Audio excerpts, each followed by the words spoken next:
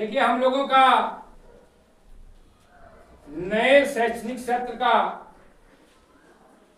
शुभारंभ हो गया है। तो नई जोश, नई उम्मीद के साथ हम लोग सत्र 2025-26 का शुरुआत करेंगे।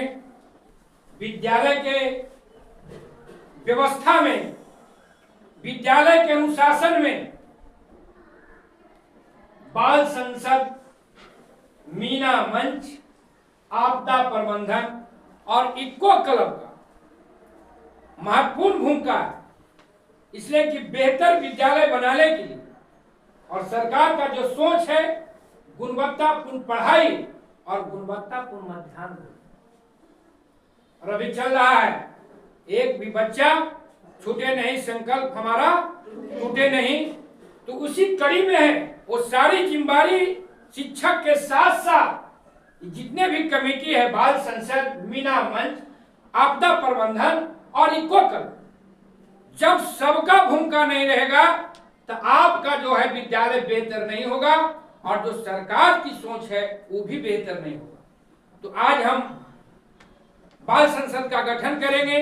अब जो है आपके बीच इस सारी कमेटी का, बाल संसद का, मीना मंच का, आपदा प्रबंधन कमेटी का और इको क्लब का गठन करने का क्यों जरूरत हमें है, उस पर हमारे शिक्षक साथी सत्येंद्र जी आपको संक्षिप्त रूप से कुछ प्रकाश डालेंगे कि क्या जरूरी है बाल संसद।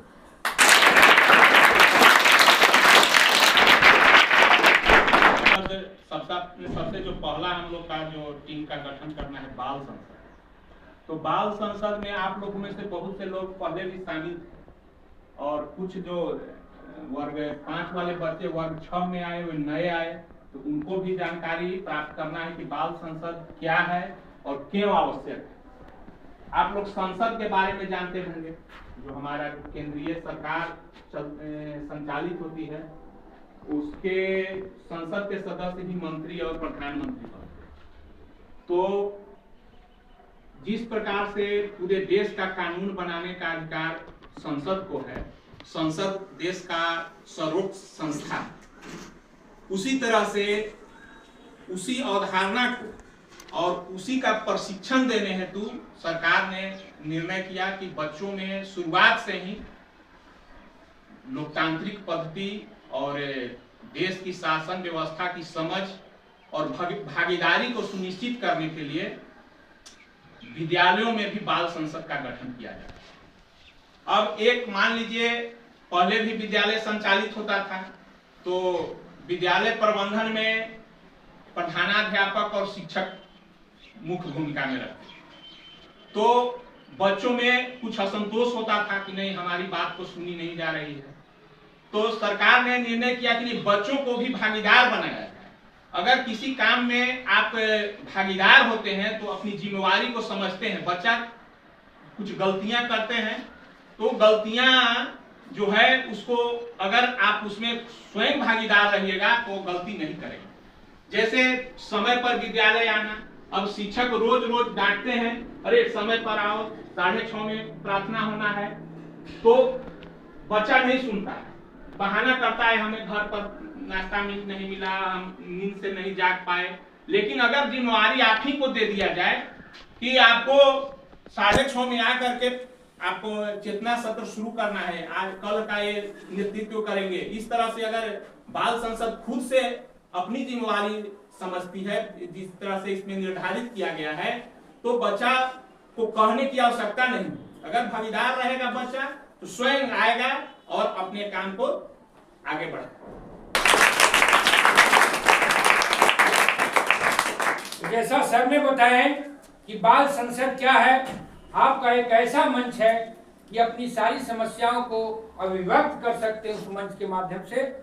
और जो मीना मंच है, एक लड़कियों का मंच है जो लड़कियों की आवाज उठा सकता है, जो विद्यालय नहीं आता, शिक्षा से दूर है, उसको विद्यालय तक लाना।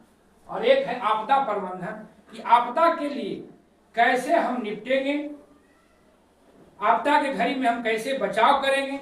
आपको प्रत्येक सुरक्षित शनिवार को प्रत्येक विषय पर जो वार्षिक तालिका है उसके अनुसार हम लोग उस पर मॉक ड्रिल करते हैं। फिर है इको क्लब। इको क्लब का गठन करने का उद्देश्य यह है कि जो बच्चे हैं हमारे पर्यावरण के प्रति, पशु पक्षी के प्रति, कैसे उसको जो है अपने पर्यावरण को सुरक्षित और संरक्षित रखेगा। आज जो है पूरा विश्व जो है पर्यावरण के प्रति चिंतित है, तो इस सारी चीज पर हम लोग करेंगे। तो अब हम बाल संसद का कार्यवाही जो है गठन का हम शुरू करेंगे। चलिए, अब आप लोग में से जो भी बाल संसद के प्रधानमंत्री बनने के इच्छुक हैं वे हाथ उठाएंगे। जो भी लड़का लड़की में जो भी हो, अगर बाल संसद के लिए प्रधानमंत्री बनने के लिए इच्छुक हैं हाथ उठाइए। अगर एक से ज्यादा होगा तो उनका फिर मतदान के द्वारा निर्णय होगा। जिसके पक्ष में ज्यादा मत आएगा उनको विजेता घोषित किया जाएगा। चलिए उठाइए।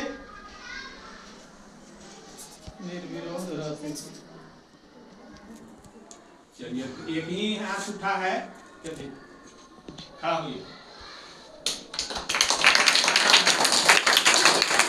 सृष्टि कुमारी प्रधानमंत्री पद के लिए एकमात्र उम्मीदवार है।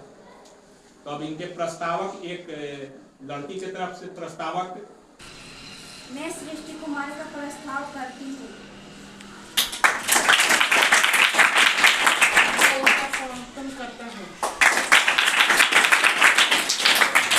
प्रधानमंत्री पद के लिए अब लड़का की तरफ से हाथ उठाएंगे, क्योंकि लड़की की तरफ से प्रधानमंत्री बने तो एक लड़का का भी होना चाहिए प्रस्ताव के लिए। अब उसके लिए जो भी उम्मीदवार इच्छुक हैं हाथ उठाइए।